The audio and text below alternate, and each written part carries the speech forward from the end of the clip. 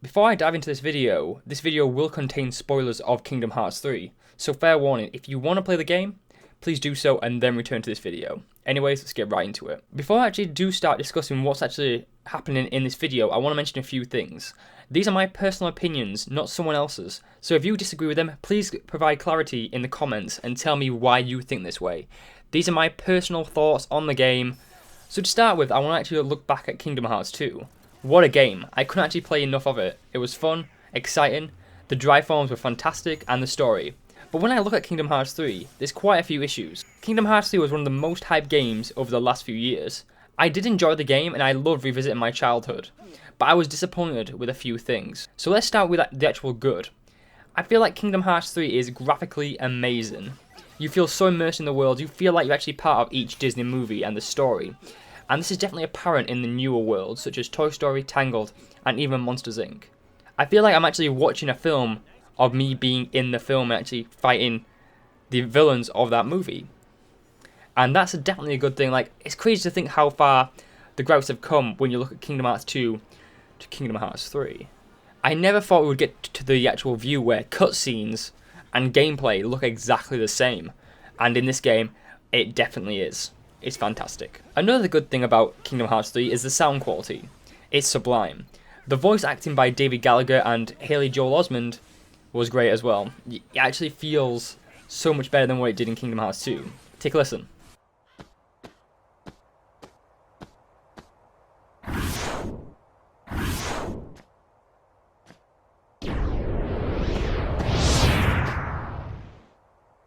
Look at what it's come to. I've been given these icky orders to destroy you if you refuse to come back with me. It sure is a pretty day. Yeah, the weather is great. It'd be perfect for a picnic. Why do you think we came here? Got me, Donald. Another great thing is that the world seems so busy and adventurous. You can do so much stuff, you can interact with so many people, just random pedestrians walking around, you can even listen in on their conversations. That is crazy how we've got this kind of power in Kingdom Hearts. This has never been seen in a Kingdom Hearts game, but there's people in the world's actually busy. It's fantastic. Another thing I really did like was the actual ending. It actually did provide closure to everything in the actual story, and even the secret movie was good. I enjoyed it. A lot of people wasn't a fan, but I really enjoyed it, and I felt like it was pretty easy to unlock. There was no messing about. A lot of people will probably unlock it on their first playthrough like I did, especially if you played on Proud. But yeah, it was a great movie, and I really enjoyed it. I don't think it's my favourite movie. I think that's obviously Kingdom Hearts 1 ending, but it was still a good movie, and it did leave Kingdom Hearts 4 up in the air, and I'm excited to see where that goes, so that's always good. Now that I've actually looked at the good side, I actually want to look at the things I was a bit let down with. And one of the main things is, I feel like it was rushed. So a big thing for me is the story, especially in Kingdom Hearts. This is meant to be the final battle between light and darkness, but I feel like the plot of this game is fairly boring. For the first 2/3 of the game, it's just the same formula. You go to a world, you do the story of that world, and you move the plot on very slightly. There's no big eventful battles, no plot twists. You literally just get from point A to point B. Like, if you look back at Kingdom Hearts 2, there's always a big shocker, like, who are you going to fight now? Is it an organization member? Is it going to be something else? In this game, it's none of that. You know, it is literally just complete the world, fight that boss of that world, and then go to the next world. That's literally the entire plot. In this game, you don't even actually save Aqua and Ven until literally the last quarter of the game. And these events are like 20 minutes apart.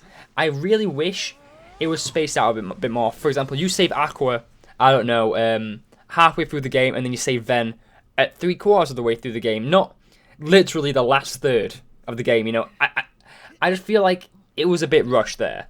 I want to have more like, oh, we saved Aqua, that's great, it's nice to see her, but it's just rushed. Like, it is literally just save one character, save another. You know, I just wish we had more empathy towards that. I wish we could actually understand the feelings they felt, but that's just me.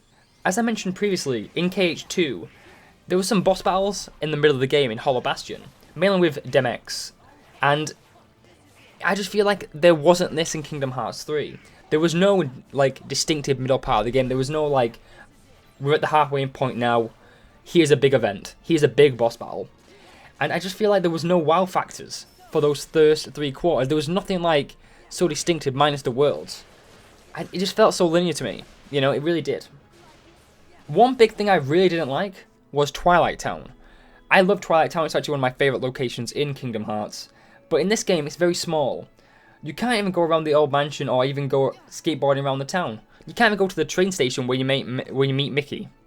Like, it's really small. And I understand it hasn't got as big as impact as it did in Kingdom Hearts 2, like with all Roxas and stuff. But I still feel like it's such a big thing. And especially since it is like Roxas, Shion's, and Axel's actual home.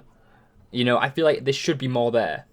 And I just wanted to relive the world, you know. I wanted to go to that train station. I wanted to feel what I did on Kingdom Hearts 2. But I feel like Twilight Town was a big letdown for me.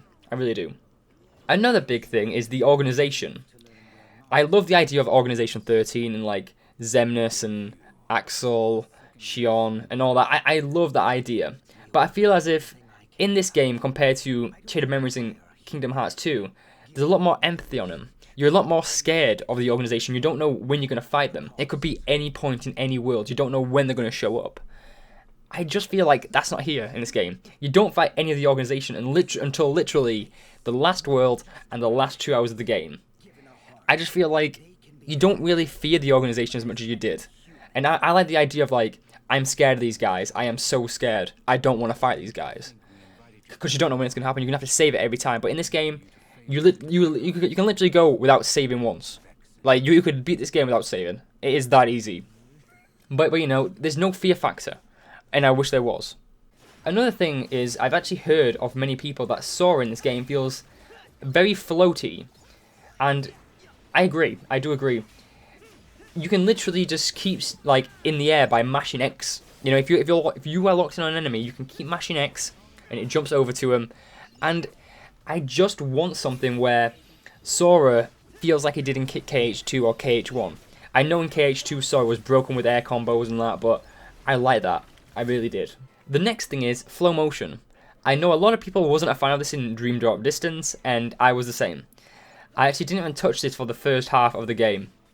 No, I didn't. And when I actually did start touching it, it was only to do the double jump. If you don't know, you actually unlock a double jump with flow motion in, I think it was Tangled. That was the only time I actually did start to use it. And then that was quickly replaced when I actually did unlock the normal double jump. I wasn't a fan of it, you know, and I didn't even use it that much. I really did enjoy the actual, like, run up the wall idea. But again, I felt like it was difficult to handle. I feel like I couldn't control Sora right, but that might just be me. I really enjoyed the amusement rides, or the ability rides, such as the carousel, or the teacups.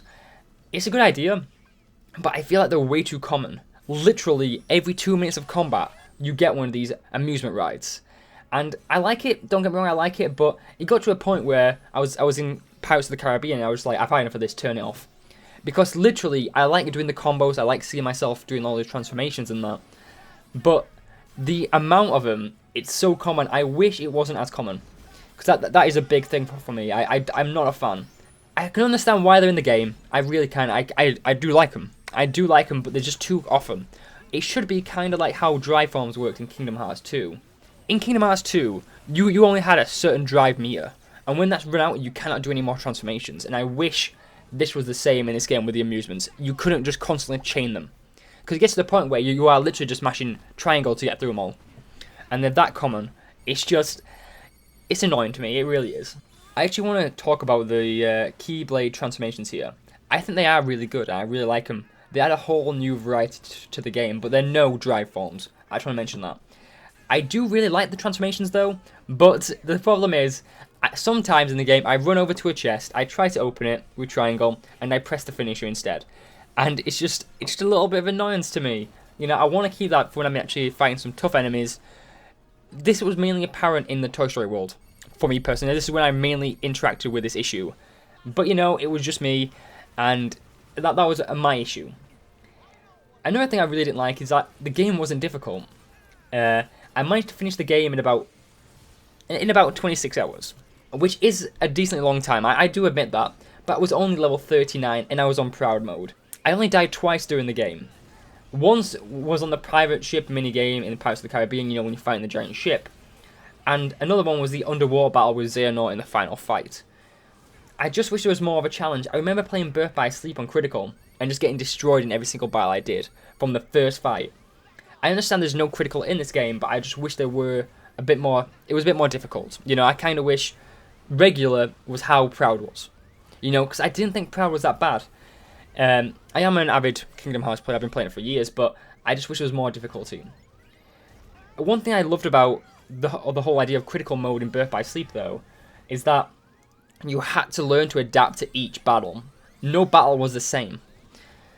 And I feel like in this game you can just mash X. You can literally just go into any fight, mash X, and then heal. That's literally the game. And sometimes Donald and Goofy, and maybe Baymax can do something, you know, heal you up or whatever, yeah, depending on what items they've got. But I feel like there was no difficulty in this game. I wish it was harder. You know, I wish it was you would die every single chance you get. But it's not apparent in this game, and you don't die as often as you should, in my opinion. Like I said, I remember in Birth by Sleep, every single time you're in a fight, dead. But you know, that's how it is. So that's my critical review of Kingdom Hearts 3 and its problems. It wasn't what I envisioned. I did enjoy it though. I feel like a lot of the problems was linked to people's expectations. People wanted another Kingdom Hearts 1 or Kingdom Hearts 2. And this game wasn't either of those. It was just another stage in the Kingdom Hearts series. But who's to say that what I'm saying is incorrect? It's personal opinion. And I know a lot of people love the game, and a lot of people are in my see my way as well. I'm not saying the game is bad, but who's to say that I'm wrong and everyone else is right? This is just my opinion, and as you can see in this game's only been out about 2 weeks, and it is the best-selling Kingdom Hearts game ever. In 2 weeks, it's sold over 5 million units, which is crazy for a game. It is mental, especially for a Kingdom Hearts game. No game has actually come close to this, which is fantastic. If you are a Kingdom Hearts fan, though, I definitely think you should play this game. Mainly for the lore, and it's the end of an era. But just don't get too hyped up about it. That was my biggest letdown. I got too hyped up about it, and I just feel like it was a bit lackluster.